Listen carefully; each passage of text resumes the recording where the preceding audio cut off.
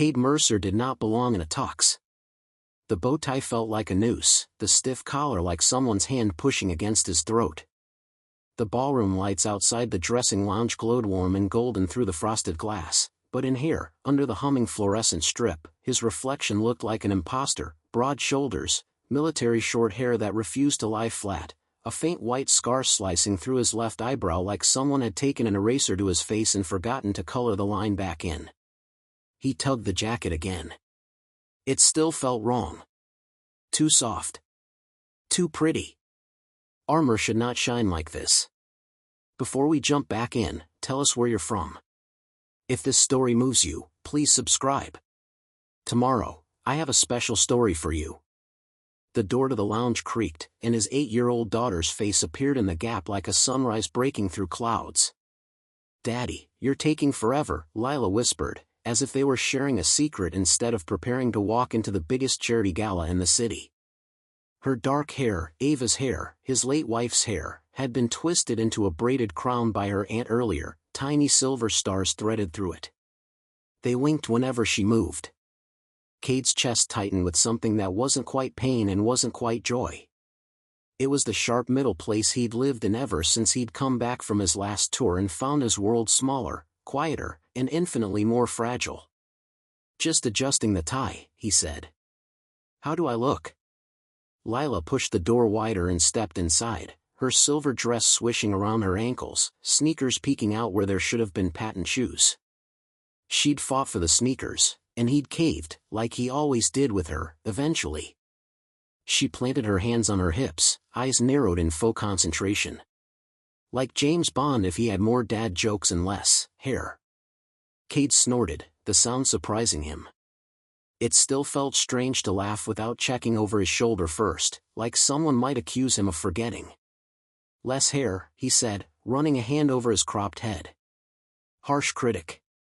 She grinned, then her gaze softened. "You look nice, Daddy." "Fancy. Like you're supposed to be here."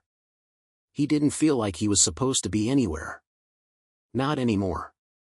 The gala was for Valor Bridge, one of the city's biggest tech companies, raising money for families of fallen service members.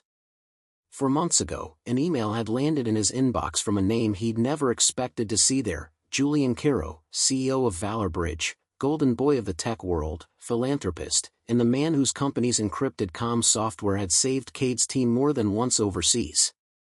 "We'd be honored if you and your daughter would attend as special guests. There's something I'd like to talk to you about." Something, in this case, meant a scholarship trust in Lila's name and a consulting offer for him. "Your skills shouldn't die just because the uniform did," Caro had said on the video call, his voice smooth, eyes sharp. "I need people who've seen reality, not just simulations." It should have felt like a lifeline.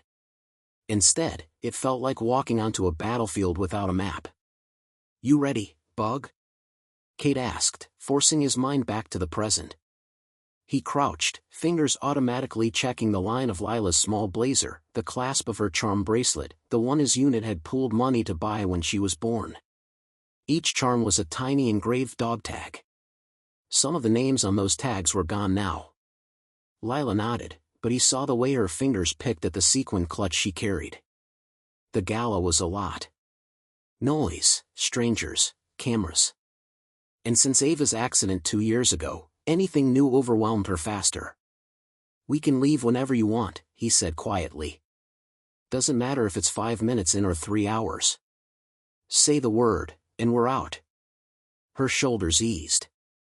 "What if they call you on stage and you're halfway through a speech and I say the word? Then I'll make the shortest speech in history." He tapped her nose. "No room full of rich people is more important than you." She smiled, the worry lines in her forehead smoothing out. "Okay. Then I'm ready." He wasn't. But that was fine. Readiness was a luxury he'd long ago learned to operate without. He took her hand, the warmth of her palm grounding him more effectively than any grounding exercise the VA therapist had given him, and pushed the lounge door open. The ballroom hit them like a wave.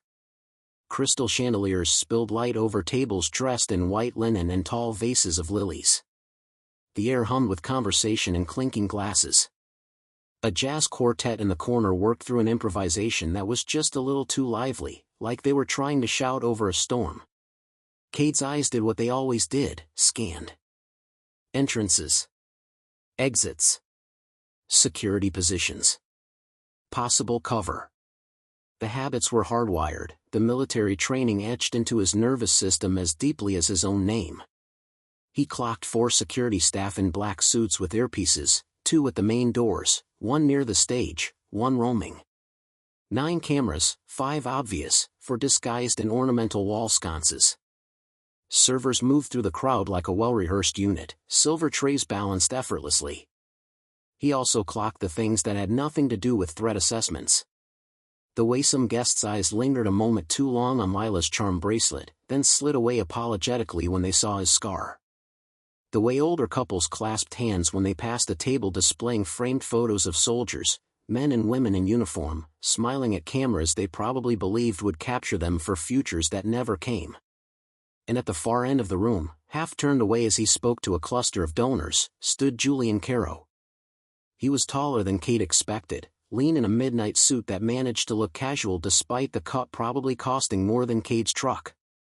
His hair was that impossible shade of dark that caught blue at the edges under certain light, and his smile, when it flashed, briefly, at some comment, carried the easy confidence of a man used to rooms bending around him. Lila squeezed Cade's hand. "Is that him?" "Yeah," Cade said. "That's him." He remembered the first time he'd heard that voice, crackling over comms in a desert half a world away. The unit had been pinned down, 3 radios dead from sand intrusion, the 4th limping. Enemy chatter cut through their channels like knife slashes. Then a new frequency had opened up, crisp and clean. "This is Valor Bridge support. We've got you. Your uplink is secure."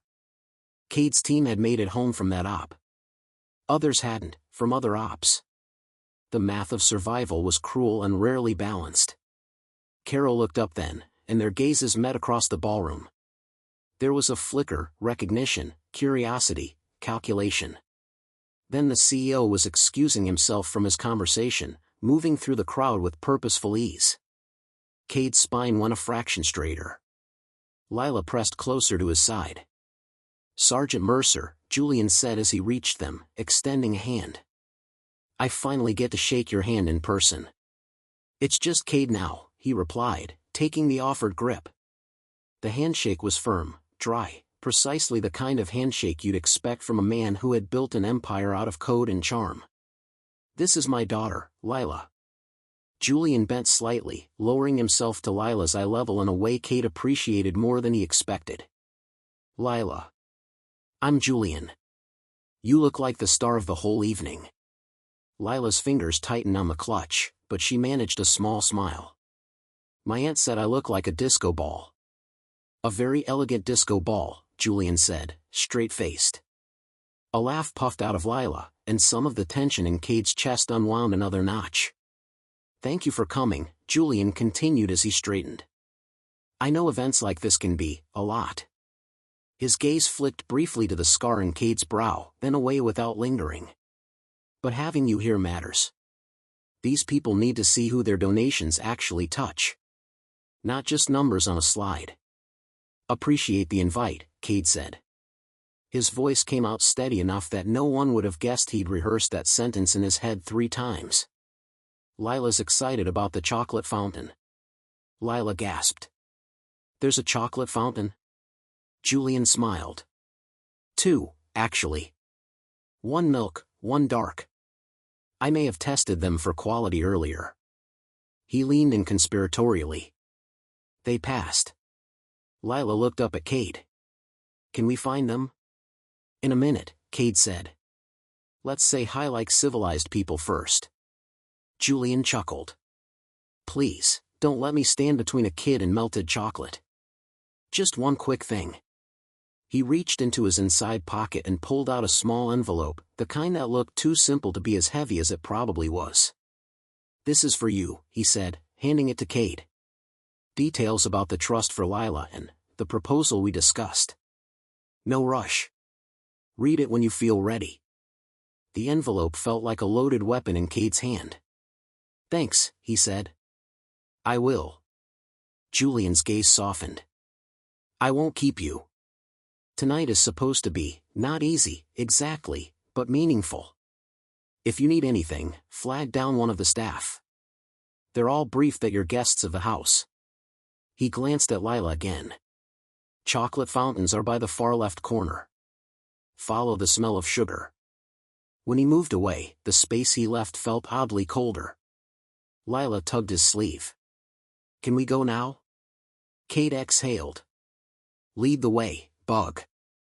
They navigated the clusters of people and tables, Lila weaving with the single-minded focus only a child on a dessert mission could muster. Kate let her drag him, his attention half on her, half on the room. The band switched to a slower tune. Lights dimmed a fraction. A woman in a sequin gown stepped up to the podium to welcome everyone, her voice threading over the sound system with practiced warming platitudes about generosity and sacrifice. Kate heard none of it. His focus snagged on a man near the service doors. He wouldn't have noticed him if not for the small details. The suit was slightly ill-fitting, the shoulders a touch too wide, the pants a hair too long. His hair didn't match the polished grooming of the other guests. But it wasn't any of that tightened Kate's gut. It was the eyes. They weren't on the stage, or the chocolate fountains, or the bar. They were moving in short, clipped sweeps across the room, cataloging entrances, exits, security positions. The way Kate's eyes did. It could have been another veteran, he told himself. Someone wired like him, uncomfortable in glitter and noise, checking for escape routes out of habit. Then the man touched his ear in a way that was almost, but not quite, casual. A bulge under his jacket near his ribs shifted. Not a veteran, Kate's instinct said. Not a guest. Daddy? Lila's voice floated back to him, unaware. Look! He dragged his gaze to where she pointed. Two gleaming chocolate fountains stood at the far corner like worship altars. A small line of children and adults had formed, armed with skewers and strawberries. Go ahead, he said automatically. I'll be right behind you. She bounced into the line, joining a blond boy around her age already arguing with his dad about how many marshmallows counted as too many. Kate's pulse drummed louder. He shifted to the side, angling his body so his line of sight to the suspicious man stayed clear while he closed the distance under pretense of looking for drinks. The band swelled, applause rippled as the host cracked a joke. The man by the service door spoke into his sleeve. Kate didn't hear the words. He didn't need to. The cadence was enough. Someone who knew how to report. He scanned for security. The roaming guard was across the room, head turned toward the stage. The two at the entrance were distracted by a late-arriving couple. The one near the stage was half hidden by a pillar, hand resting on his belt, but his gaze was fixed forward, not scanning. Kate's brain did the math. One suspicious actor near a service entrance. Understaffed, under-alert security. VIPs concentrated in a single, high-value, low-defense space. Service corridors likely connected to parking and loading docks. Every briefing he'd ever sat through about soft targets and high-profile events crashed through his mind. Don't be that guy, he muttered under his breath. Don't see ghosts. As if on cue, the service door behind the man opened a crack. A second man appeared briefly in the gap, only half visible. Kate saw a gloved hand, a sliver of face, a flash of something metallic. The door shut again. Ghosts didn't wear earpieces and gloves to a gala. Kate's mouth went dry. He pulled his phone from his pocket, thumb hovering over 9. He stopped. If he was wrong, he would be the unstable vet who panicked at a fundraiser. Lila would be embarrassed. The trust, the job, the fragile thing he was trying to build here, it would crumble. If he was right and he did nothing. A memory slammed into him, not a flashback, but the echo of a briefing, footage of a hotel lobby after an attack, shattered glass glittering like ice, shoes abandoned mid-step. His thumb hit 911. He never finished the last one. The building shuddered. It was subtle at first, just a tremor underfoot that could have been bass from the band. Then the crystal chandeliers chimed a discordant note as their prisms rattled. People glanced up, annoyed, curious. Then a sound like a distant thunderclap rolled through the floor. Cade's head snapped toward the back of the room. A server burst through the service door, eyes wide, tray dangling from limp fingers. "There's," he shouted. The lights flickered. The main doors at the front of the ballroom slammed open so hard they cracked against the walls. A van roared through. It was impossible, and yet there it was, metal and glass in fury, headlights blazing like twin suns in the dim. The massive wooden doors splintered inward as the vehicle crashed over the threshold, chewing up the polished marble floor, tables and chairs exploding into debris in its path. People screamed. Cade didn't think. Training took over. He vaulted a toppled chair, sprinting without conscious command, body moving with the efficiency of years spent going toward danger instead of away from it. His only thought, barely a word, more a pulse, was Lila. He saw her by the chocolate fountain, frozen mid-reach, skewer in hand, eyes too wide. The van skidded, tires screaming, fishtailing as the driver tried to correct. It clipped a table, sent it spinning. Glass shattered in a crystalline howl. "Lila." His voice cut through the chaos. Her head snapped toward him.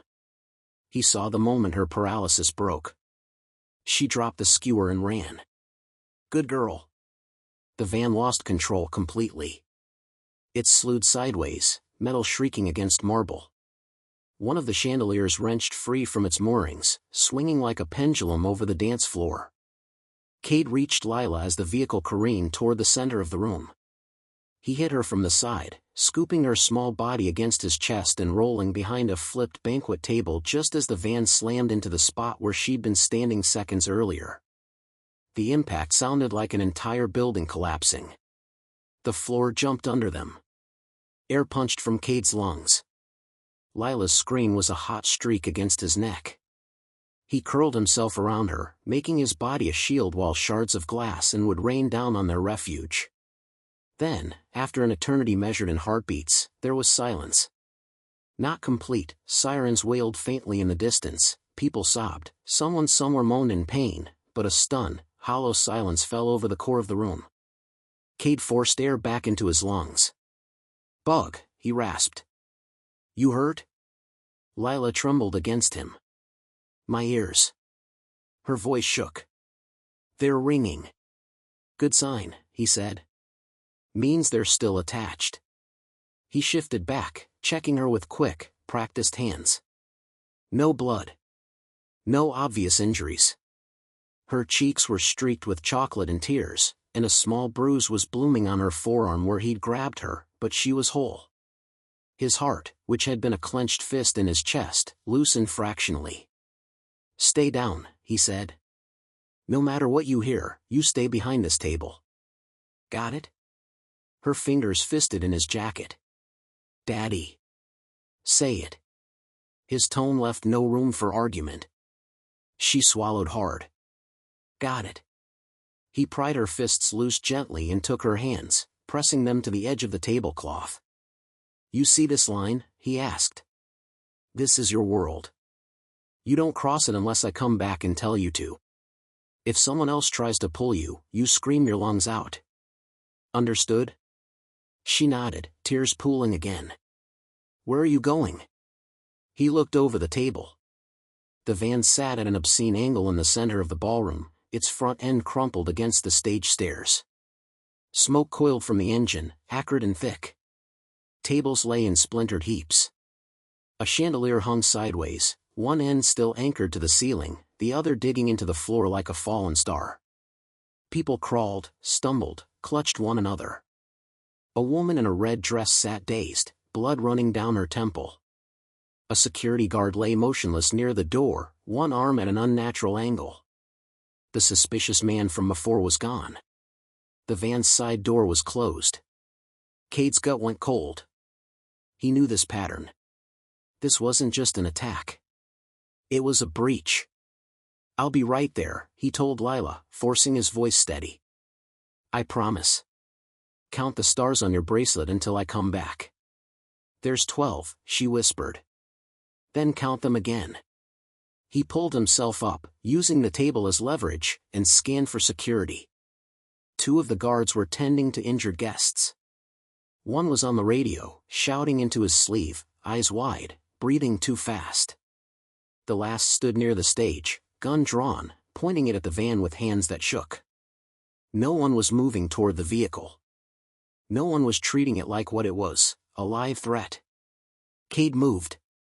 He kept low, weaving between debris, using overturned tables and broken decorative pillars as cover. The air tasted like dust, gasoline, and fear. "Sir! Sir, get back," the nearest security guard shouted when he saw him. "We've got this." "No," Cade snapped, not slowing. "You don't." He reached the van's front first. The windshield was a spiderweb of cracks, streaked with blood. The driver hung forward against his seat belt, head lolled to one side. His nose was broken, face a mess of cuts. His chest rose and fell shallowly. A gun lay on the floor by his feet, its slide locked back, empty. One attacker incapacitated. But the side door? Cade circled, every nerve burning. The van's logo had been crudely painted over with white. The tires weren't commercial grade. He saw no company plates, no permit stickers. It was the kind of vehicle you used when you wanted to disappear into a crowd of service vehicles and not be noticed until it was too late. He reached for the handle. He stopped himself half an inch from touching it. Stupid. Stupid. The door could be wired. The interior could be booby-trapped. He forced his breathing slower, dragging his training up from where it usually slept under dad mode. Think. Observe. Through the small tinted window in the side panel, he could make out shapes. Not boxes. Not equipment. Silhouettes. Human silhouettes. His stomach dropped. "Caro," he shouted, turning his head. "Julian." The CEO was by the far wall, helping an older man to his feet. He looked up sharply at the sound of his name. "Are there kids missing?" Cade yelled, voice cutting across the chaos. "Anyone brought kids besides mine?" Julian's eyes darted around the room, lighting on small figures. There weren't many, this was an evening event, after all, but Cade counted at least 5, Lila behind the table, the blonde boy from the chocolate line sobbing into his father's leg, a teenage girl helping her mother, another boy clutching a stuffed dragon near the stage. But there had been more. He knew it. Had felt them earlier, the soft weight of their presence, the high pitches of their laughter. "Yeah," Julian shouted back, voice cracking on the word. The Henderson twins, they were. His gaze swung to the wrecked chocolate fountain. Empty. Cade's skin went cold. He turned back to the van. The silhouettes inside were smaller than adults. Lila's age. His hand closed around the door handle before his fear could finish forming the thought. The mechanism stuck for a second, then jerked. The door slid open with a screech. Inside, lit by the harsh glare of the ballroom lights and the strobing red of approaching emergency vehicles outside, were 3 children. 2 were the Henderson twins, freckles and matching bow ties gone askew, eyes wild over gagged mouths. The third was a girl he didn't recognize, her glittery shoes kicking uselessly against the restraints binding her ankles. All 3 had their wrists zip-tied to a metal bar bolted to the van's interior. A 4th set of cuffs hung empty. Waiting. Cade's vision tunneled. "Hey," he said, voice low and steady, the way you talk to panicked animals and panicked soldiers. "You're okay. I've got you." He pulled his pocket knife from his jacket, reflex. He'd stopped carrying a weapon years ago, but a knife had felt reasonable, and started sawing at the zip ties, careful not to nick fragile skin. The Henderson boy made a strangled, desperate sound behind his gag, eyes flicking to something over Cade's shoulder. Too late, Cade realized what that meant. A shadow fell over the van's open door. Cold metal pressed against the back of his neck. "Step away from the cargo," a voice said, almost conversational. Male, mid-30s, calm. "Nice and slow, Sergeant." He knew that tone. Not a jittery amateur. A professional. He froze, pulse slamming. Unarmed, he said quietly. Just a dad trying to get some kids out of a crash. Maybe we can save it, the man behind him said. I saw you clocking my spot before we made entry. You think I didn't feel those eyes? Hands where I can see them. Cade lifted his hands slowly, knife still between two fingers. A foot kicked his wrist with surgical precision. The knife skittered across the marble. On your knees, the voice said. Cade swallowed, every calculation in his head spinning at once. If he complied, he was leverage. If he resisted, he was a body. Either way, those kids were still bolted to a bar inside a van in the middle of a gala that had just turned into the worst kind of stage. Behind him, somewhere across the room, Lila sobbed his name. The sound tore through him. His body tried to pivot toward it on instinct. The gun dug harder into his skin. Eyes front, hero, the man said. You look at her again, I start putting holes in things you care about. Cade forced his gaze back to the van's interior. The children stared at him with round, terrified eyes. He had seen men die with less fear than that. Okay, he said slowly. Okay. Just think this through. You're surrounded. Cops are already on their way. Sirens are close. Every second you spend standing here with a gun to my neck is another second you're not getting away. The man laughed softly. Who said I'm trying to get away? The hairs on the back of Cade's neck lifted. He'd met people like this before. People for whom the mission didn't end at escape. Some missions ended in flash and fire and bodies, and the objective was fear. Then what are you trying to do? Cade asked. The man leaned in, his breath brushing Cade's ear. We're here to send a message. Cade's stomach clenched. To who? Ask your new friend Caro, the man murmured. He paid for the front row seat, after all. A surge of fury tried to override everything else. Julian. Cade's mind flicked back to the envelope in his pocket. The trust offer. The job. The invitations. The way security had been visible but thin. How long had this been in motion? How many steps had led to this moment, him on his knees, a gun at his neck, kids bound in a van, sirens closing in, all under the glittering lights of Valor Bridge's charity gala? Move. The word pulsed through him like an order. But movement meant risk. Risk to him. Risk to the kids. Risk to Lila. His pulse hammered in his ears. We're leaving, the man said calmly. And you're going to help. He yanked Cade backward by the collar, dragging him away from the van door. At the far end of the ballroom, near the shattered main entrance, another figure stepped into view. Julian Caro. His suit was smeared with dust, hair disheveled, tie hanging loose. Blood trickled from a cut on his cheekbone. He held a microphone in one hand, the other raised, palm out, as if trying to calm a wild animal. His eyes locked on Cade. On the gun pressed to Cade's neck. On the open van door and the bound children inside. The room seemed to hold its breath. Don't, Cade mouthed. Julian lifted the mic to his lips. Every camera, phones, security feeds, news crews who had rushed in with the sirens, swiveled toward him as if pulled by gravity. His voice, when he spoke, rolled through the ruined ballroom and out into the world beyond. And what he said next made every head in the room snap toward him, froze Cade's blood in his veins, and changed the entire meaning of the gun digging into his skin. This story took us a long time. If you like it, subscribe. Now, back to the story. Julian Caro knuckles were white around the microphone.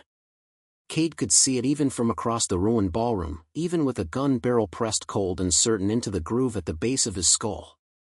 The CEO's face was too calm, too composed, but his hand was a storm. Everyone, Julian said, voice threading through the shattered room and out across the live feeds of a dozen cameras, stay where you are. No one move. The sound system crackled, half a speaker dead from the blast, the other fighting feedback. His words rode the static anyway, clear and heavy. Cade felt the gunman behind him shift slightly, angling his body so Cade stayed between him and the worst of the sight lines. Classic shield positioning. Cade could feel the man's breath, steady and unhurried, through the fabric of his jacket. "Don't try to be a hero, Caro," the man said, not bothering with the mic. His voice carried anyway. "You've done enough of that already." Julian's eyes flicked to Cade. To the weapon digging into the back of his neck. To the van with its open maw and the 3 bound children inside. And for a heartbeat, Cade saw something that cut clean through the polished executive veneer. Fear. Raw and unfiltered, and aimed not at the gunman, not at the cameras, but at the kids. "Let them go," Julian said. No CEO cadence now. No rehearsed pitch. His voice sounded like someone had stripped it of all the marketing and left only the man. "They're children. They have nothing to do with this." "Everything to do with this," the gunman murmured behind Cade. "You picked the guest list, remember?" Cade's mind snagged on that. Pick the guest list. Julian's jaw tightened, but he didn't look away. "You're live," he said, gesturing with the mic toward the cluster of journalists near the entrance, their cameras rolling, faces pale. "Whatever message you think you came here to send, you're sending it. You don't need them." "On the contrary," the man said softly. "They are the message." A tremor ran through Cade's limbs, not of fear, but of a pressure he knew too well, the urge to move, to act, to break the script. He forced his knees to stay bent, his hands spread and empty. "Lila," he thought. "Lila, stay down." He couldn't risk checking if she still clung to the other side of the overturned table. He had to trust that her terror would anchor her in place. "Julian Caro," the gunman called, raising his voice now. "Founder and CEO of Valor Bridge. Savior of soldiers, builder of digital fortresses, beloved face of 1,000 press releases." His tone sharpened, cut away any pretense of casualness. "Tell them what you did." The room inhaled as one. Cade felt it, a vacuum pulling at his ribs. Julian didn't answer at first. He looked out over the wreckage instead, over the shattered glass and toppled tables, over donors clutching bloody napkins to their heads, over a security guard holding pressure on a colleague's leg. Over Cade on his knees, over the open van door and the children chained inside. Then he lifted the microphone higher. "My name," he said, "is Julian Caro. And this is my fault." The words dropped into the ballroom like stones into deep water. A murmur rolled through the crowd, disbelief and confusion and something else, betrayal, braiding together. Cameras zoomed in, lenses drinking up every saccade of his eyes, every twitch of his mouth. "You heard him," the gunman purred near Cade's ear. "Go on, Caro. Tell them why men like me exist." Julian's throat bobbed. He dragged in a breath, one Cade could hear even from here. It sounded like someone lifting something heavier than they were built to carry. "Valor Bridge was founded on a promise," he said. "To protect the lives of service members. To give them secure communications, predictive intel, tools that would keep them from dying in places most people can't even find on a map." His gaze slid briefly to Cade, then away. "We succeeded," he continued. "Our software gave teams like Sergeant Mercer's a better chance to come home. We closed backdoors, hardened targets, stitched together fractured data into something usable. We saved lives." He swallowed. "We also cost lives." It was subtle, the way shoulders around the room jerked, the way someone near the stage let out a short, startled sob. Cade felt his own muscles lock. "I made a choice," Julian said. 2 years ago, when we realized our tech was better than anyone else's. We had information about threats forming, groups coalescing, chatter about attacks. We had the ability to see patterns others couldn't. And instead of just giving that data to the government, I made deals." The gunman chuckled. Understatement of the century. Julian ignored him. "I told myself it was to protect people," he said. "We would share sanitized versions of our intel with multiple agencies, multiple governments, multiple security contractors. Create redundancy. I told myself more eyes meant more safety. But that's not the only thing I did." His hand shook so badly now that he had to steady it with the other. "I sold access," he said. The word sold seemed to echo against the high ceiling. "I let paying clients plug into our systems," Julian went on. "Corporations. Private security firms. In some cases, individuals. They wanted to protect assets. CEOs afraid of kidnapping. Politicians worried about leaks. Foreign officials who claimed they were rooting out corruption." He laughed then, a short, broken sound. "I told myself we'd vet them," he said. "That we'd only partner with the good ones. As if the money didn't all go into the same accounts." The gunman's voice came, cool and vicious. "Tell them about Aegis." Cade's attention sharpened. He'd heard that name once, whispered in a tent halfway around the world. A classified program, just letters in a briefing folder that had been whisked away before anyone could spill coffee on it. Julian's gaze darkened. "Aegis wasn't our name for it," he said quietly. "It was theirs. A private, deniable, consortium. Wealthy clients pooled resources to create their own protective network. A shadow system, parallel to official channels. They paid for early access to our predictive algorithms and intel feeds. They used it to reroute their convoys away from danger, to move their kids around kidnappings, to stay 2 steps ahead of threats that never made it into the public reports." He looked at the bound children. "At some point," he said, "someone realized they could flip the model." The ballroom felt suddenly colder, draft seeping in through the shattered front doors. Cade could hear sirens more clearly now, closer, overlapping. Police, ambulances, fire. The wail rose and fell outside, but no one moved. "Aegis started, staging the threats," Julian said, each word bitten off. "Manufacturing kidnappings and attacks so they could be the ones to stop them. Save the day. Drive up demand. The more scared people were, the more they paid." He pressed the heel of his hand hard against his eye, once. "I found out late," he said. "Too late. Money leaves a trail, even when you bury it. Traffic patterns don't lie. I saw raids that shouldn't have happened, sweeps that found hostages in suspiciously pristine rooms." Cade's stomach turned. The gunman's breath stirred the short hairs at the back of his neck. "You found out," he echoed, voice laced with contempt. "And what did you do then, Caro?" Julian's shoulders sagged. "I shut down their direct access," he said. "Cut off the feeds. Alerted some contacts. Tried to quietly dismantle as much as I could without blowing out my own company in the process. I told myself I was preventing panic. That I could fix it from inside." His fingers tightened on the mic until the plastic creaked. "I didn't think about the people who were already in the pipeline," he said softly. "The ones whose data Aegis had already pulled. The families they'd already tagged. The children they'd already marked as leverage." His voice broke on that word. "Like my son," the gunman said. The room shuddered. Julian's head snapped toward Cade and the man behind him, his composure splintering. "Elias," he said, and Cade heard something like recognition. "I told you." "You told me too late," Elias snarled.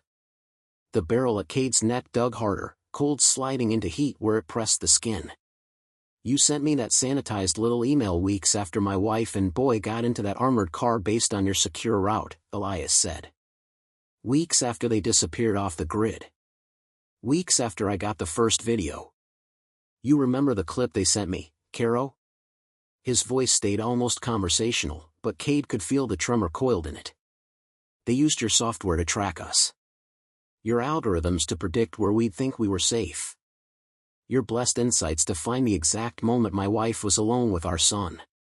He laughed, a sound like metal tearing. "You built the sword," Elias said. "Aegis just decided who to cut." Julian opened his mouth, closed it. Pain carved deeper lines into his face. "I tried to stop them," he said hoarsely. "I tried." "You tried to save your company," Elias cut in. "Your reputation. Your donors." His hand flexed on the gun. My wife and boy are bones in the ground because you thought you could do damage control. The words hung there, heavy and ugly, wrapping around everyone in the room. Mothers tightened their arms around their children. Veterans stared at the floor. Donors looked at the man they'd come to celebrate and saw something else, a human fault line. For Cade, something clicked into place with a sickening inevitability. The invitation. The emphasis on families. The scholarship for Lila. Julian needing him there, specifically. Why us? Cade asked before he could stop himself. His voice sounded rough, scraped raw. Why this gala? Elias' grip shifted, but he didn't tell him to shut up. Maybe he wanted the question asked. Julian stared at Cade like he'd just noticed the most obvious piece on the board. Because he just doesn't know the meaning of shut down, he said. Because they don't go quietly. When I cut off their access, they lost their golden goose. They needed leverage. Proof they could still stage a miracle rescue if I didn't play ball. Cade's stomach dropped. They picked the high-profile kids, Julian said softly. The ones in the Aegis database with parents who'd paid the most. Clients in this room. The Henderson twins. Councilman Navarro's niece. The minister's son. They even asked about Lila. Cade's blood turned to ice. I told them no, Julian said quickly, his voice fraying. I told them she wasn't in the system, that they couldn't touch her. That if they did, I'd. You'd what? Elias hissed. Sue them? Julian flinched. I refused to reopen the feeds, he said. So they found their own way in. Old access points. Compromised staff. A bribed caterer. And they built this. He gestured around helplessly. An attack they could broadcast. A crisis they could solve if I just gave them the keys again. His gaze swung back to Elias. But you got to them first, he said. Elias chuckled, low and humorless. Oh, they pitched me, all right, he said. Wanted me back in the fold. Operational partner. Real-world liaison. His lip curled. They thought killing my family would make me loyal. Cade swallowed. The logic was sick, but not unfamiliar. He'd seen organizations try to break people that way before. I told them I'd deliver a message, Elias said. Just not the one they expected. The gunman's arm shifted minutely. Cade felt it. The smallest loss of pressure, the tiniest hint that Elias' focus was fragmenting, his rage pulling him away from pure tactical thinking. Emotion is a breach, Cade's old instructor had said. In you and in them. Use it. He filed that tiny shift away, not ready yet, but noted. Julian drew himself up straighter, like a man stepping onto a scaffold of his own making. Then let me deliver mine, he said. He looked around the room again, at the shaken donors and the bloodied guests and the cameras still broadcasting every second to screens and phones across the city, maybe the country. I am responsible, he said. I'm responsible for building a system that could be twisted into this. I'm responsible for ignoring my own doubts when the money was good and the praise was louder than the warnings. I'm responsible for every family marked in that database, every child tagged as an asset, every parent who thinks we kept them safe when we were feeding their fear. His voice roughened. I don't want your applause, he said. I don't want your forgiveness. I want you to look at me and see the cost of pretending profit and protection can share a bed. Someone choked back a sob. A glass shattered somewhere in the back, slipping from numb fingers. Julian swallowed, eyes burning. Effective immediately, he said, I'm stepping down as CEO of Valor Bridge. The entire board is being dissolved. Every cent of my personal equity will go into a public restitution fund for the families Aegis targeted and anyone harmed by our partnerships. The company's proprietary tech will be turned over to an independent international oversight body. No more closed rooms. No more private deals. No more secrets. His voice rang against the cracked marble walls. And if I survive this, he added, I will testify. To everything. In any court that will have me. The room broke. Not with applause, not with anger, but with a sound that was harder to name, a low, wounded moan that rippled across the crowd as the scaffolding of belief they'd built around this man and his company collapsed. A woman near the front, Mrs. Henderson, Cade realized dully, sank to her knees, hands pressed to her mouth. Councilman Navarro stared at Julian like he'd been slapped. Someone else started to pray under their breath, words spilling in a trembling rush. Cade felt something crack open in his chest too. He hadn't come here to like or dislike Julian. The man had been an abstraction, a logo with a face. But hearing him rip himself open like this, eviscerating his own myth in front of a global audience, it did something to the room. Stripped away the distance. Left only humans and the terrible things they did to each other. Clap for him, Elias said coldly. The martyr CEO. Bleeding on camera so the shareholders can feel absolved. Julian looked at him, and there was no defensiveness there, no rebuttal. You're right, he said simply. This doesn't bring your family back. It doesn't erase what I've done. But if you came here to make sure I don't walk away clean, you can consider that mission accomplished. Cade felt the room sway on that knife edge between destruction and something else. Elias went very still. The gun barrel at Cade's neck stilled with him.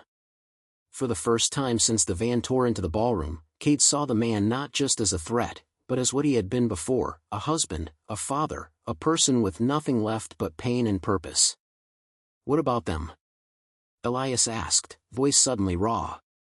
He nodded toward the van. What about these kids? The ones in your database? You going to make them a line item in your restitution fund? Julian's voice trembled. No, he said. I'm going to get them out of here alive if I can. A police loudspeaker crackled to life outside, muffled through the broken doors. This is the Metro Police, a distorted voice boomed. We have the building surrounded. We want everyone to walk out of this alive. Let's start by talking. Elias ignored it. His world had shrunk to the space between him and the man with the mic. I brought the cameras, he said. I wanted the world to see what your protection looks like when you peel back the marketing. Families like mine walked into contracts with Aegis thinking they were buying safety. They paid to be put on a target list. I wanted them to see you admit it. He pressed the gun harder into Cade's skin. You gave them a show, he said. Now we finish the message. Cade's muscles bunched.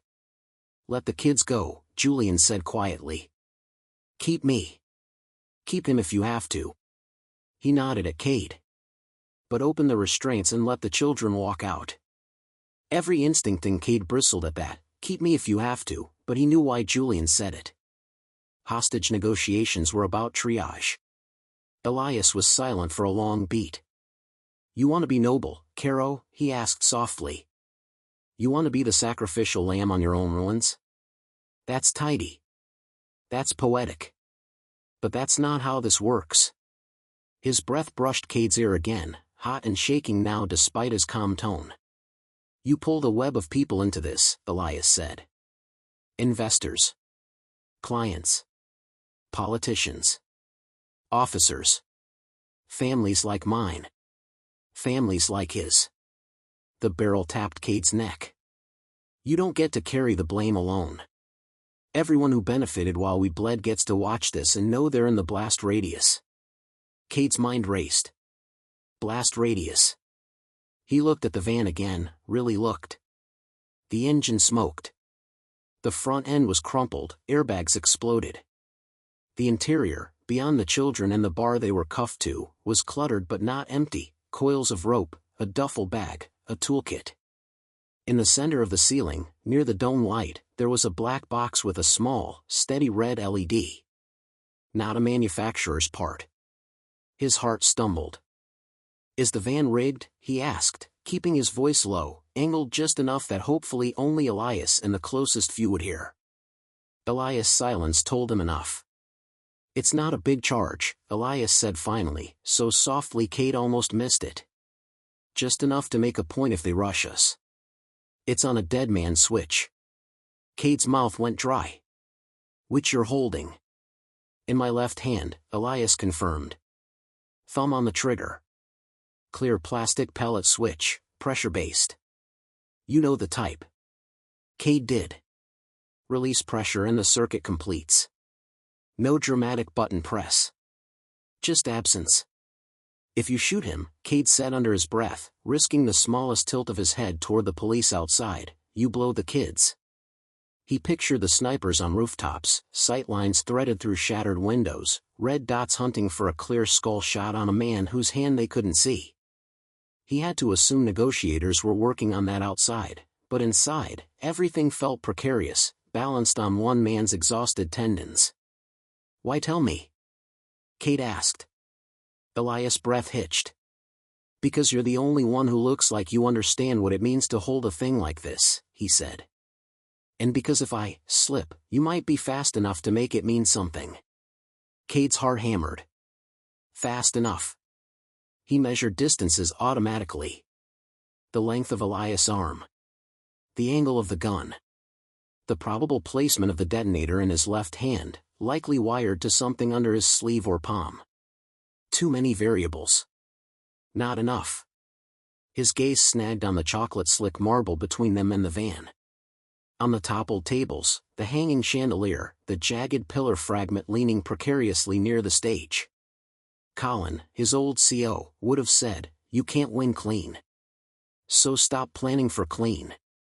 "Elias," Julian said, dragging Cade's attention back. "Look at me." The gunman's body shifted. The barrel dragged slightly across Cade's skin. Another tiny breach. "I can't undo what happened to your family," Julian said. "I can't give you justice that will feel like enough. There is no enough." His voice softened, scraped bare. "But I can make sure no one ever uses my company's tech to do this to anyone else again. You've got me on camera. You've got my confession. You've got my resignation. You've taken everything I built and burned it down, and I am telling you I will personally walk into every hearing, every inquiry, every witness box and lay out names and dates and signatures. You don't have to execute me to make your point." Elias let out a slow breath. "You think this is about executing you?" he asked. "You still think this is about you?" His arm tightened. "This is about every parent who signed on the dotted line because they were scared," he said. "Every soldier who trusted your software more than their own eyes. Every kid whose daily routine became a line of code on some private server. They need to see consequences. Real ones."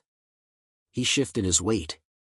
Cade felt the change, a subtle realignment of balance, the way a man braces before he does something he doesn't intend to walk back. This is it, he realized. He's about to move us. "Up," Elias ordered. "On your feet, Sergeant." Cade rose slowly, feeling the gun track the angle of his spine. His knees protested the sudden motion. Blood rushed back into muscles that had been coiled too long. "Walk," Elias said. "Toward our message." He nudged Cade forward. Step by step, they approached the van. The children inside watched with eyes like bruises. The Henderson boy had bitten through his gag, blood smeared the cloth in his chin. "It's okay," Cade murmured as they drew closer, speaking mostly for them, but also to keep his own pulse from outrunning his body. "We're working on it." He had no idea if that was true. "Stop," Elias said when they reached the point where the floor turned slick with spilled chocolate and trampled dessert. "We're good here." Cade obeyed. He could feel the gunman's chest against his back now, the rise and fall of it uneven. Elias' left arm was angled slightly across Cade's shoulder, hand out of sight, likely clasped around the dead man's switch. "Camera 2, Elias called, raising his voice. "Getting close." One of the cameramen, sweat plastering his hair to his forehead, hesitated, then edged nearer, lens trembling as it zoomed, framing Cade, Elias, the open van, the children chained within. "Don't be shy," Elias said. "You wanted coverage. Here's your headline." He took a breath. "You all know who I am now," he said, addressing the camera. "Elias Morrow. Retired Special Operations. Widow. father of a dead 9-year-old boy named Jonah who trusted me when I said the men we were paying would keep him safe. The ballroom blurred at the edges for Cade. Jonah. He could almost see the boy, conjured out of the name alone. Bright eyes, maybe. A cowlick. A chipped front tooth from a bike accident. Details his mind supplied to fill the void the way it had done 100 times for the dead. My family signed up for Aegis, Elias continued. We ingested the fear they sold because it came wrapped in your logo and your promises, Mr. Caro. We became data points in your profit margins. He touched the gun lightly to Cade's neck, a reminder. Tonight, he said, we're returning the favor. These kids you see? They're Aegis clients. High-value assets. Collateral. I could hurt them. I could use them the way your system used mine. But I'm not. He drew in a ragged breath. Because the difference between me and your investors, Elias said, voice shaking now, is that I remember what it means to look into my child's eyes and know I will burn the world before I see fear like that again. He nudged Cade forward half a step. I'm not going to kill these children, he said. A collective exhale surged through the room. Cade almost sagged with it. But I am going to show you how close you came to losing them, Elias finished. So that every time you think about funding systems like Aegis, every time you sign a deal that turns people into data, you remember this image. You remember their faces. He turned Cade slightly, angling him toward the van, the kids, the camera. Get ready, he murmured. When I say move, you move. Cade's heart slammed against his ribs. Move. He swallowed, throat dry. What about the switch, he whispered. You drop it, we all die. I never said I was dropping it, Elias replied. There was something fierce and final in his tone. Elias, Julian called. Don't do anything you can't pull back from. Elias laughed softly, brokenly. I passed that exit 3 funerals ago, he said. You wanted consequences, Caro. Here they are. He tightened his arm around Cade. 3, he murmured. Cade's muscles clenched. 2. Time stretched. Cade. Lila's voice sliced through the air, high and terrified. Instinct made him twist, just a fraction, toward the sound. Elias' arm jerked. The gun barrel skidded across his skin. A droplet of something cold and heavy from the half-fallen chandelier above them chose that exact moment to let go, falling through space. It hit the floor between Cade's foot and Elias with a tiny, sharp crack. Both men flinched. The gun dipped a fraction. The pressure at the back of Cade's neck eased. Now. Cade moved. He dropped his weight suddenly, letting his knees give as he threw his head back, smashing the back of his skull into Elias' face. Pain blossomed in Cade's own skull, bright and hot, but he rode it, let it crack his awareness wide open. Elias grunted, grip tightening reflexively. The gun veered. Cade's left hand shot up, clamping over the weapon, forcing it away from the van, away from the children, away from the densest cluster of bodies. He shoved it toward the ceiling, muscles screaming. The gun went off. The sound in the enclosed space was cataclysmic. The shot shattered what remained of the lowest chandelier crystal, sending shards raining down like ice. People screamed. Cade kept moving, twisting his body sideways, driving his elbow back into Elias' ribs. His right hand clawed for the man's left wrist, where he imagined the dead man's switch was. Warm flesh. Tendons like cables. He found Elias' hand clenched around something small and hard, felt the faint ridge of plastic under his fingertips. Don't let go, Cade gasped. I'm not, Elias snarled, breath hot against his ear. Stop fighting me and move with me. The words jolted him.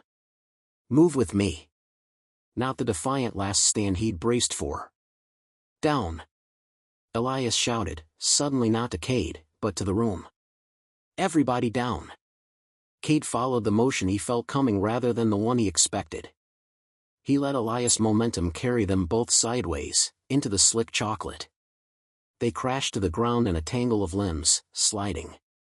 The gun skittered free, spinning across the marble. A security guard dove for it.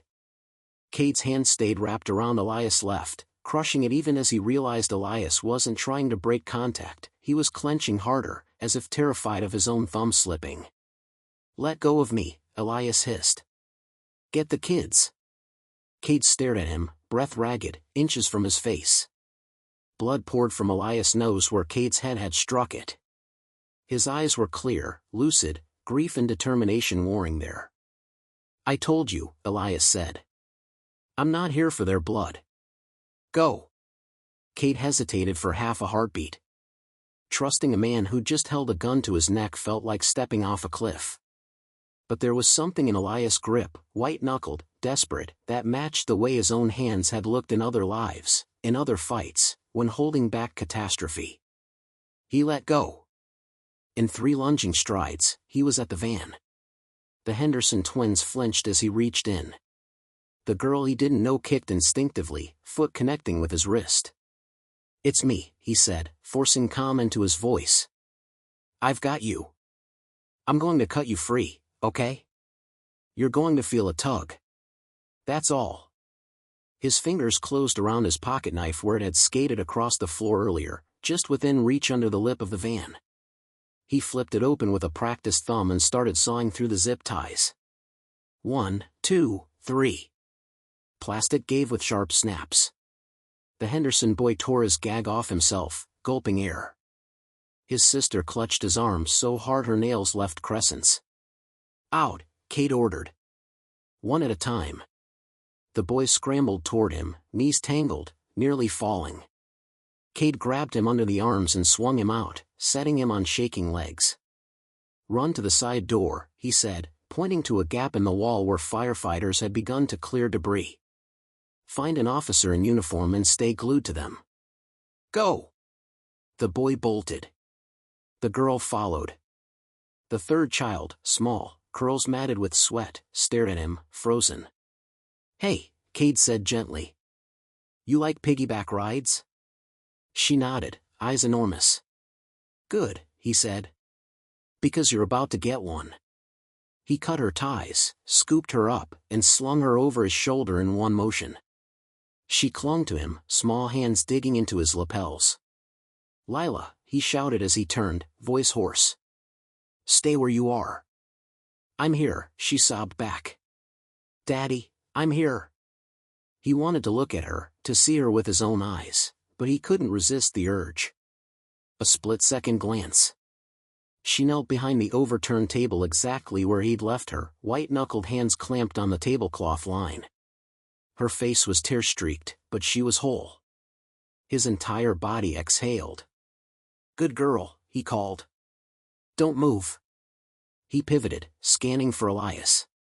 The gunman was still on the floor where they'd fallen, left hand clenched around the invisible switch, right hand empty, fingers splayed. 3 security guards had him in a loose ring, guns drawn but not firing, eyes flicking nervously to his hidden hand. "Everybody back!" Cade shouted. "He's wired." They froze, then edged away, visiting their guns on him but putting distance between themselves and whatever was in his grip. "Police negotiator," someone yelled toward the doors. "We need EOD." The loudspeaker crackled again. "We see you, Elias. We need you to stay very still. We have bomb technicians on the way. No one has to get hurt." Elias laughed, breath coming in shaky bursts. "Hate to break it to you," he called back, "but Hurt's already here." He looked up at Julian. "Your move, Caro," he said. Julian hesitated only a heartbeat, then dropped the microphone. It clattered against the floor with a feedback squeal and rolled lopsidedly, cutting off the live audio feed. He stepped forward, empty hands raised. "Stop right there," a security guard shouted. Julian ignored him. He walked slowly toward Elias, past the shattered fountain, past the broken glass, shoes crunching in the debris. Cade shifted the girl down off his shoulder as he passed one of the responding officers, handing her over gently. "Keep her low," he said. "Away from the van." He fell into step a few meters behind Julian, muscles coiled. If something went sideways, he wanted to be close enough to do something, anything. "Julian," he said under his breath. The other man didn't turn. "I have to," Julian murmured. "You know that." Cade did. Elias watched him approach with that same bright, exhausted clarity. "What are you doing?" Elias asked. Julian stopped a few feet away, hands still raised. "You wanted consequences," he said softly. "You wanted everyone who profited from Aegis to share the risk they outsourced. I can't drag them all into this room, but I can stand here with you." He took one more step. "Let the bomb techs guide you," Julian said. "Let them help you disarm it. You don't have to die to make your point." Elias' grip tightened on the invisible switch. "You don't get to tell me what enough looks like," he said. His gaze slid past Julian, to the cameras, to the guests huddled behind tables and pillars and each other. "You all saw it," he said, voice rising. "You saw your beloved CEO admit what he did. You saw how close your children came to being cargo. Remember that when you vote. When you invest. When you sign contracts. When someone tells you you're safe because their logo says so." He looked back at Julian. "But you," he said quietly. "You get to come with me." Cade's chest seized. "No," he said sharply, stepping forward. "Elias, listen." "Stay back, Sergeant," Elias snapped, and the old command in his voice froze Cade's feet on reflex. "You got the kids. That's your victory. Let me have mine." Julian's eyes were very dark, very steady. "Elias," he said. "Look at me." The gunman did. "That clip they sent you," Julian said quietly, so quietly the cameras might miss it but Cade's trained ears didn't. "The one of your wife and Jonah in the car. You watched it 100 times, didn't you?" Elias' face crumpled, rage and grief flaring like a physical thing. "Shut up," he whispered. "You watched it," Julian persisted, tears standing in his own eyes now. "Looking for a sign you missed. A way you could have saved them. A glitch in the feed. A hint that they weren't as scared as they looked." His voice thickened. The last thing they saw was men with guns, faces covered, no one saying their names. No one telling them they mattered. He took a breath that sounded like it hurt. "I won't let that be Jonah's last story," Julian said. "Or yours." He lowered his hands. "Cade," he said softly without looking back. "You remember what you told me on that call? When I asked you to consult." Cade's voice felt foreign when he answered. "I said I was done being a weapon." Julian nodded faintly. "You said you were tired of missions where people with money stayed far away while people without it paid the price," he said. "Well, welcome to the inverse." He held out his right hand to Elias, palm up. "Give it to me," he said. The room seemed to tilt. Elias stared at that hand like it was a snake. "Why?" he asked, hoarse. "Because you're shaking," Julian said. "And if you slip, you'll kill the very people you came here to prove you're better than. Give it to me. Let me carry the risk for once." Silence folded over them. Elias' eyes shone wet. "You deserve it more than I do," he whispered. Julian gave a broken, lopsided smile. "Probably," he said. "But Jonah didn't deserve what happened to him. And if there's any chance that boy's memory lands on the side of someone choosing not to pull a trigger instead of the opposite." His voice wavered. "Let that be his legacy," he finished. Elias' shoulders shook. Slowly, as if moving through water, he lifted his left hand away from his chest. Cade could see it now, a small, translucent plastic device cupped in his palm, wires disappearing under the sleeve of his jacket.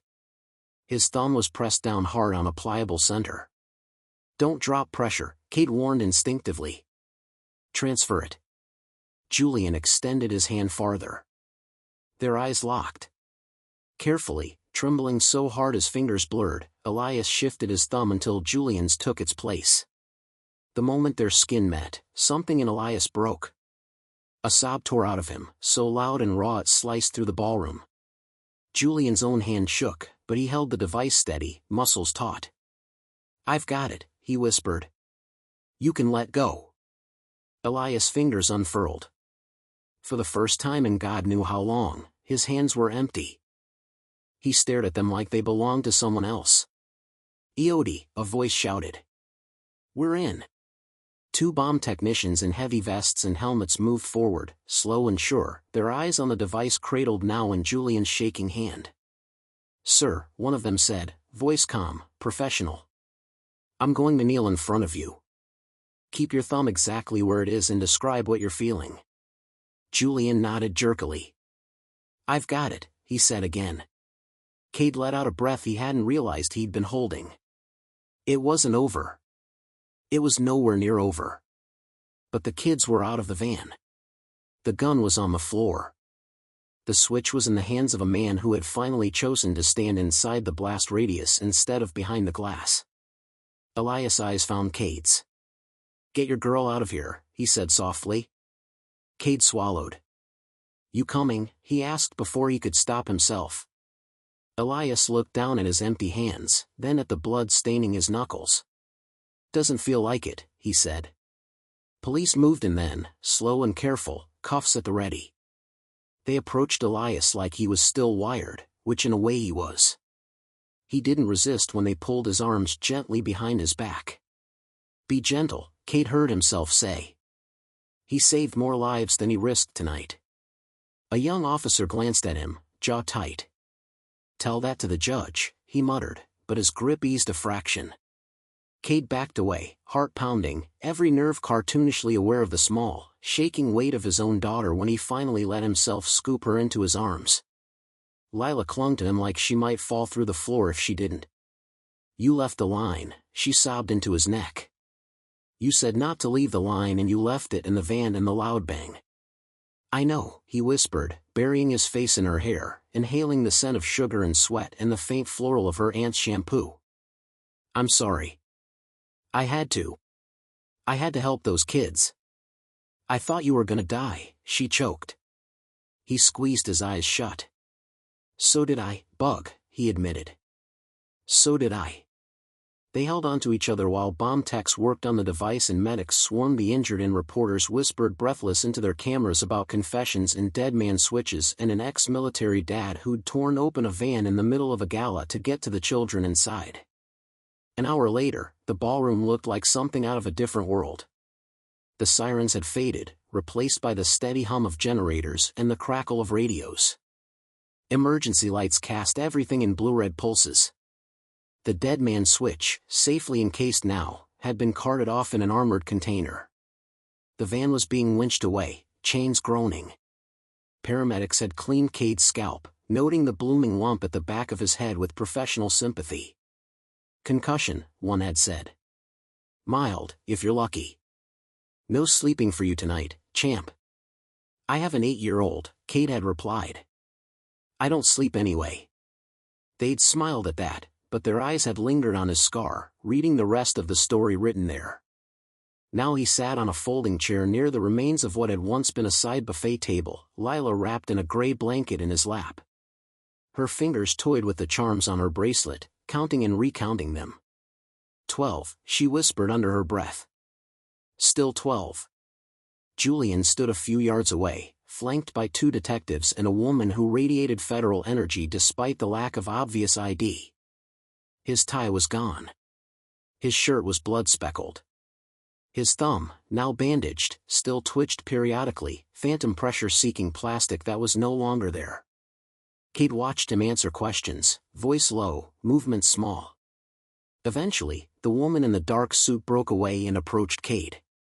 "Sergeant Mercer?" she asked. Cade shifted his attention to her. "Just Cade," he said. Sarge retired with the uniform. She gave a wry half-smile. "Fair enough. I'm Special Agent Kara Ishikawa, Domestic Security Bureau." She flashed a badge quickly, more out of habit than necessity. "I wanted to thank you for what you did tonight." He shifted slightly, conscious of Lila's weight. "Somebody had to get those kids out of the van." "A lot of people wanted to," Kara said. You were the one who risked your neck with a gun to your head and a potential explosive 3 feet from your knees. Cade's jaw ticked.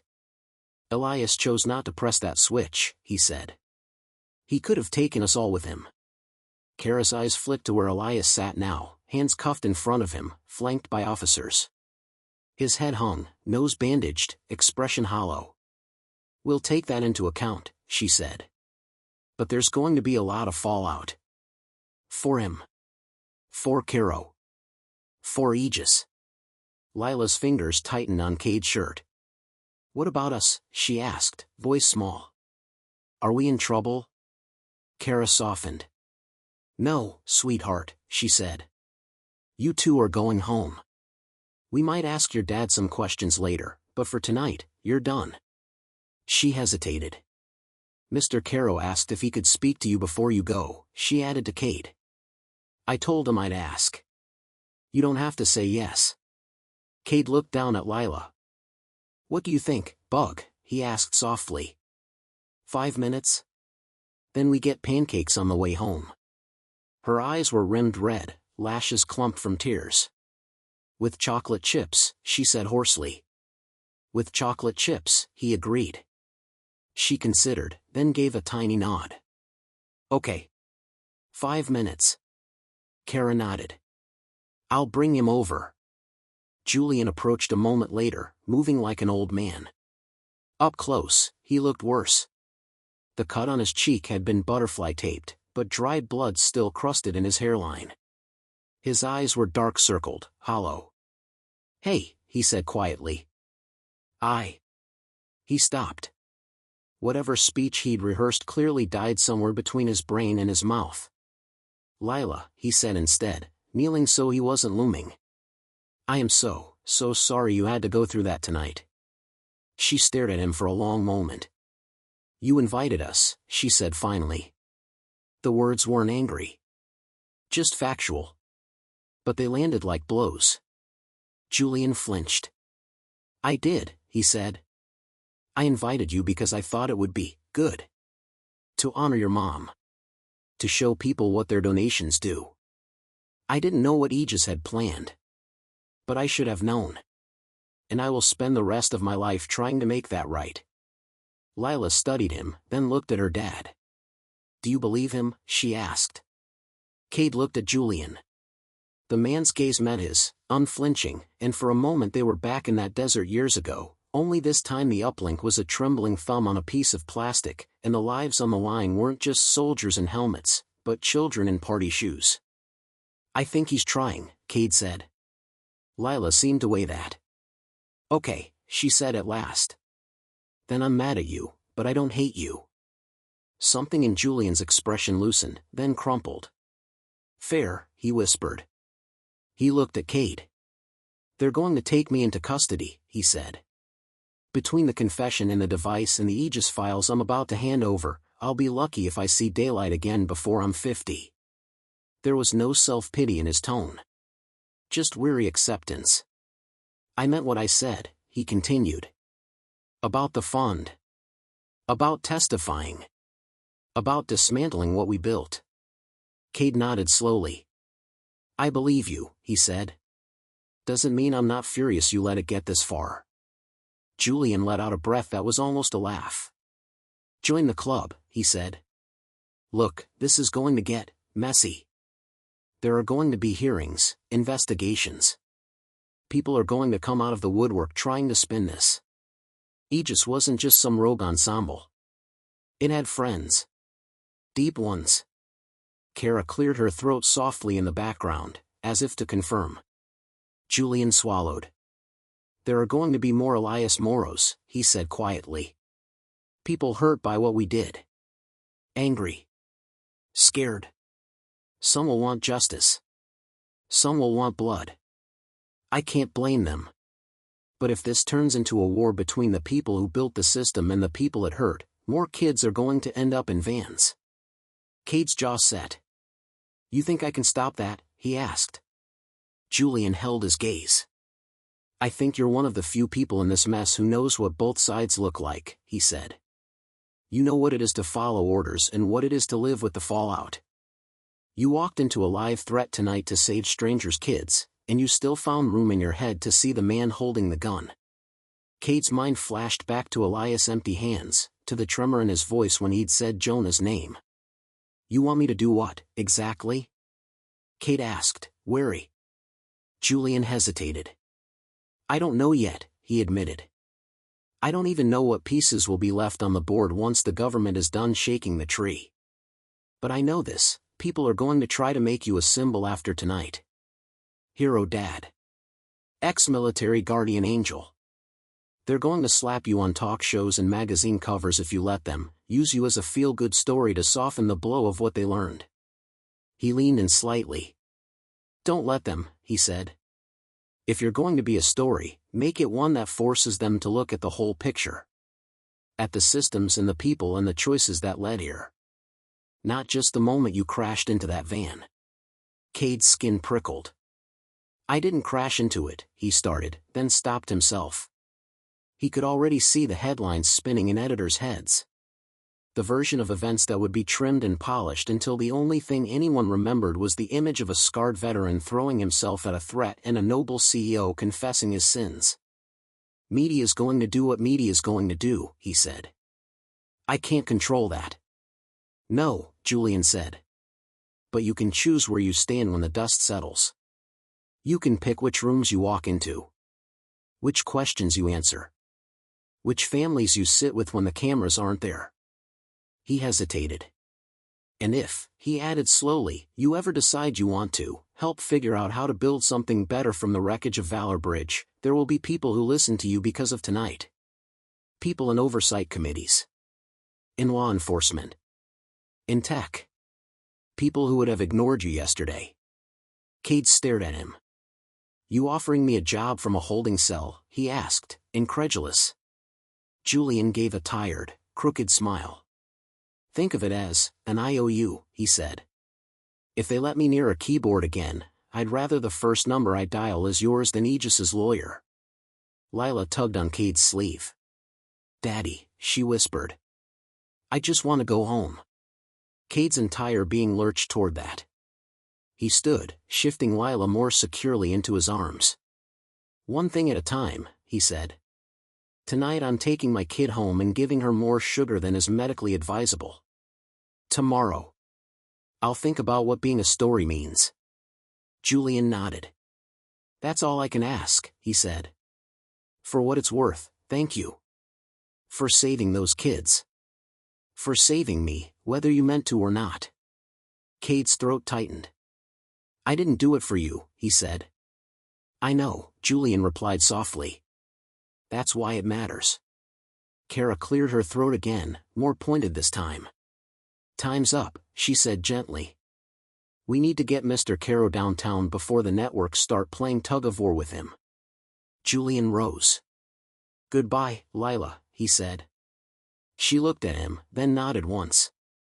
Don't let anyone put kids in vans again, she said. Julian's jaw worked. I won't, he said. They led him away.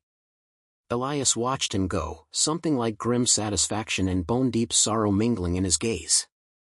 Cade watched them both until they disappeared through the broken doors.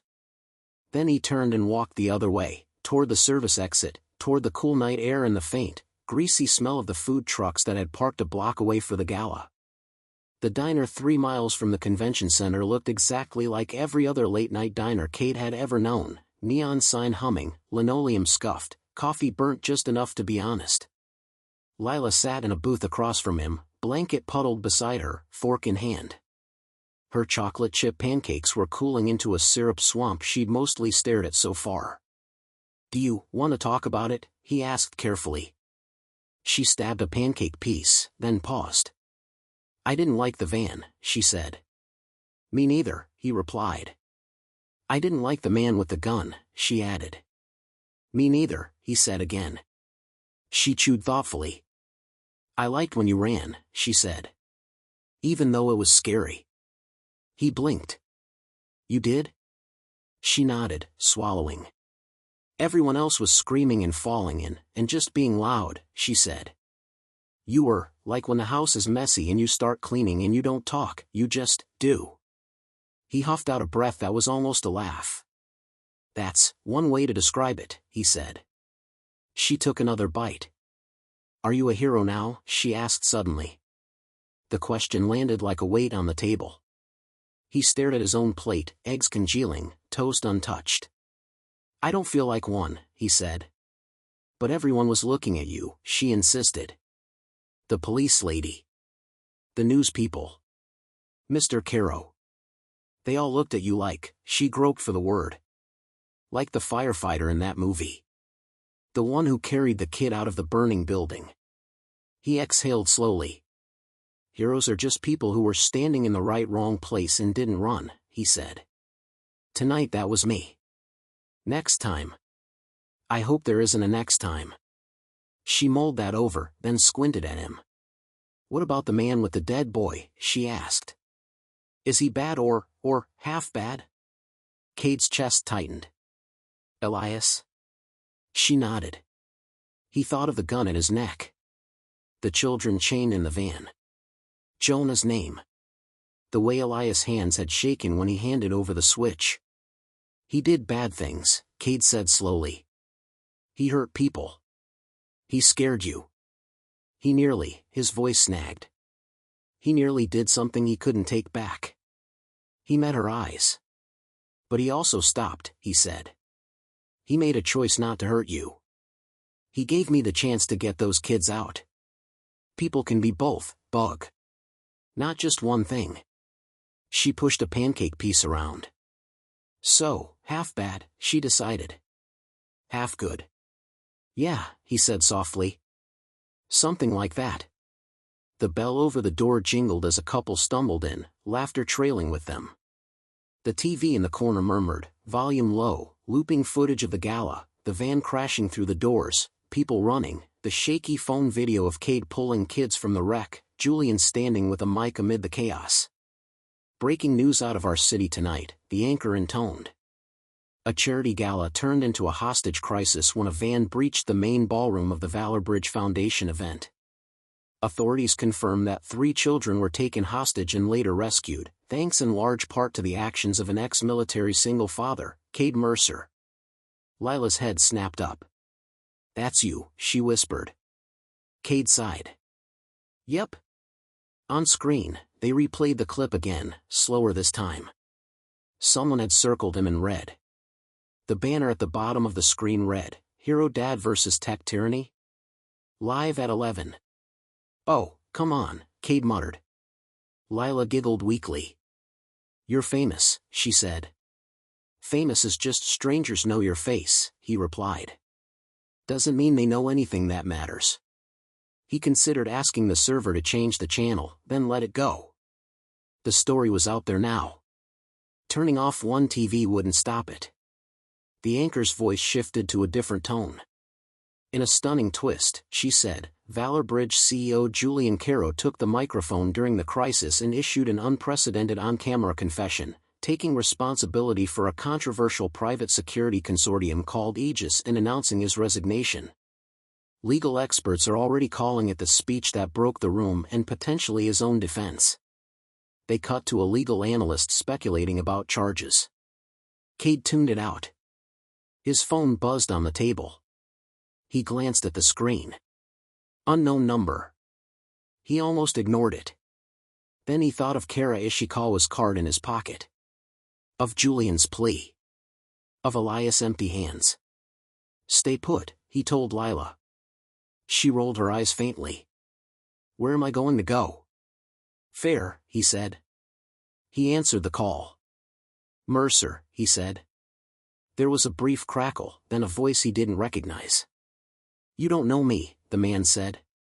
His accent was hard to place, mid-Atlantic smoothed out by too much travel. But I've been watching your evening with great interest. Cade's grip tightened on the phone. If this is about interviews, I'm not interested, he said flatly. Call my non-existent publicist. A soft chuckle. I'll leave the media circus to the vultures, the man said. I'm calling about Aegis. The diner noise faded to a hum. Cade's pulse ticked up again. What about it? He asked. You hurt them tonight, the man said. Or rather, Caro did, with your unintended assistance. Confessions on live television, promises of files, the whole spectacle. It complicates things for them. Good, Cade said. They deserve worse. I agree, the man said mildly. That threw him. Who is this? Cade asked. A friend, the man said. Of Jonah Morrow. And of a dozen other names you haven't heard yet. People he just chewed up and spat out. He paused. And of yours, he added. Whether you want me to be or not. Cold crept across Cade's skin. What do you want, he asked. To help you make good on what you started, the man said. You opened a wound on national television. Now, either the system throws gauze on it and hopes no one notices the infection, or someone digs out the rot while the world's still looking. I'm not a surgeon, Cade said. No, the man agreed. You're a man who knows how to move in places polite people don't like to admit exist. So am I. The difference is, you have something now I don't. What's that? The man laughed softly. A spotlight, he said. For better or worse, the world just saw you as the man who ran toward a threat while everyone else dove for cover. Aegis is going to remember that. So will their clients. A chill slid down Cade's spine. You think they'll come after me, he said. I think they already have you circled and read on their boards, the man replied. Caro confession bought him a strange sort of protection. Prison bars and court dates. You're out in the open. And you have something they hate. What's that? A witness who can't be bought or discredited easily, the man said. A story people want to believe in. And a daughter they can threaten to remind you of your place. Cade's free hand curled into a fist under the table. If you're trying to scare me, he said, very softly, you're doing a bang-up job. I'm trying to offer you a choice, the man said. You can pretend tonight was a one-off. Give some interviews. Fade back into obscurity. Hope Aegis decides you're not worth the trouble. He paused. Or, he continued, you can accept that you've been pulled into something bigger than a gala gone wrong, and you can work with people who intend to burn Aegis to the ground before they rebuild themselves under a different name. People like you, Cade said. People like Elias, the man countered. People like Kara Ishikawa. People like the programmers who built the original Valor Bridge code and thought they were just protecting soldiers, not feeding a machine. People with skills and rage and nowhere to put it. You could give them a center of gravity. The anchor on the TV said something about sources close to the investigation. The words blurred. Lila slid another forkful of pancake into her mouth, watching him with wide, tired eyes. What does that look like? Cade asked quietly. Working with you. Messy, the man said. Dangerous. Righteous, on a good day. It looks like testifying. Advising. Sometimes it looks like going places the Bureau can't officially go. Talking to people who don't answer subpoenas. It looks like being part of making sure no more vans roll into ballrooms full of kids. Cade stared at his daughter. At the bracelet on her wrist, charms glinting in the diner's flat light. Each tiny dog tag a name of someone who hadn't made it home. Another life, another war. Why me? He asked softly. Because you ran toward the van, the man said. And because when you saw the man holding the gun, you didn't just see a monster. You saw the story that made him. That's the only kind of person who should be trusted to pull down systems. The ones who remember there are always people inside. Silence stretched between them. Cade felt the fork in the road looming in the pause. He could hang up. Take Lila home. Let the story do what it would without him. Or he could step back into a world of operations and shadows and moral algebra, this time without a flag on his shoulder to tell him which way was up. Think about it, the man said, as if sensing his hesitation. We'll be in touch either way. And Cade? Yeah. Next time you see a van like that, the man said quietly, it might not be rolling into a ballroom. It might be parked outside your daughter's school. I'd prefer we stop that before it starts. The line clicked dead. Cade sat there, phone still pressed to his ear, heart pounding a slow, heavy drumbeat. "Daddy?" Lila asked around a mouthful of pancake. "Was that the news people?" He looked at her. At the syrup streak on her lip, the smear of chocolate on her sleeve, the faint bruise on her arm where his fingers had grabbed too hard when he tackled her. At the life he had sworn, in a hospital delivery room 8 years ago, to keep as far away from guns and vans and men like Elias as humanly possible. "No," he said quietly. "Not the news." "Who then?" she asked. He set the phone down slowly. "Someone who thinks tonight wasn't the end of something," he said. "Just the beginning." Lila frowned. "Are there going to be more bad guys?" she asked. He hesitated. "I hope not," he said honestly. "But, probably." She chewed, thinking. "Are you going to stop them?" she asked. The question hung there, simple and enormous. He thought of Julian, thumb pressed to the switch. Of Elias, empty hands shaking. Of Kara's card. Of the anonymous man on the phone. Of the banner on the TV calling him a hero like it was a job description. He thought of vans outside schools. He thought of Lila. "I don't know yet," he said. "But if I do, it's because of you. Because I want you to grow up in a world where Gala just means fancy dresses and chocolate fountains, not this." She considered. "Then you should do it," she said. His breath caught. "You think so?" She nodded, solemn. "You're good at running toward stuff," she said. "You get this face?" She scrunched up her nose in a passable imitation of his focus. "And then everyone doesn't die." He laughed, startled and choked. "High bar," he said. She smiled faintly. "Can we go home now?" she asked. "Yeah," he said. "We can go home." He tossed some cash on the table, gathered the blanket and his courage, and walked his daughter out into the cool night. Somewhere behind them, on the diner TV, the anchor promised more exclusive footage, more expert analysis, more of the story that had just detonated in the city's heart. Outside, under the flickering neon, Cade's phone buzzed again, a text this time. From an unknown number. 3 words. "We'll be ready." Another buzz. A second text, this one a link to a secure file share, the preview line reading, Aegis, internal client roster. Confidential. Cade stared at it. At the doorway into a war he hadn't asked for. At the chance to do more than just react the next time someone rolled a van full of kids toward a room full of light. He slid the phone back into his pocket, decision not made but no longer avoidable. "Come on, Bug," he said, squeezing Lila's hand. "Let's get you to bed." She yawned. "Will you stay?" she asked. "In my room?" "Just until I fall asleep." He smiled. "Yeah," he said. "I'll be right there." As they walked toward the truck, toward home, toward a future full of questions and threats and crackling phone lines, Cade Mercer felt the weight of the night settle on his shoulders.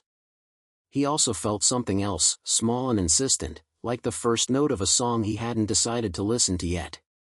Purpose. There would be more calls. More choices. More vans. More men like Elias and more men like the ones who'd paid Aegis to do their dirty work. He didn't know yet which battles he would choose. But he knew this much. The next time someone tried to turn fear into a business model that treated children as assets and parents as data points, he wasn't going to be watching from a distance. He'd be in the room. Or in the doorway of the van. Or standing beside whoever chose to put their thumb on the switch instead of walking away. And somewhere in a cell in a holding facility in an unmarked office, 3 men, Julian Caro, Elias Morrow, and the anonymous voice on the phone, were all making plans that would, sooner rather than later, land back on his doorstep. Cade tightened his grip on his daughter's hand, looked up at the indifferent stars, and wondered which would come first. The knock on his door. Or the van. 2 more great stories are next. Don't miss them. Subscribe and turn on notifications.